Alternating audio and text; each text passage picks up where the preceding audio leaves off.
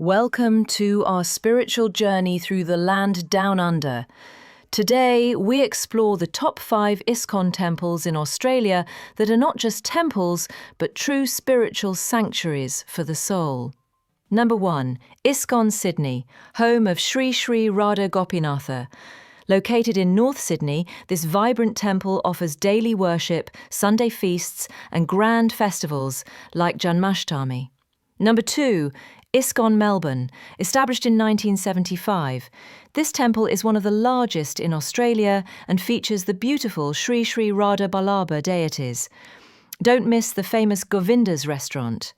At number 3, ISKCON Brisbane. Nestled in Queensland, this temple of Sri Sri Gaura Nitai hosts regular kirtans, classes, and is a hub for spiritual seekers. Number 4, New Govardhana, the ISKCON farm community in Murwillumbah.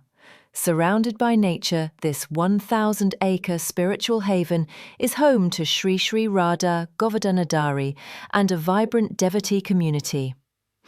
Finally, number 5, ISKCON Adelaide, a spiritual gem in South Australia, a growing community with devotion, education, and delicious prasadam.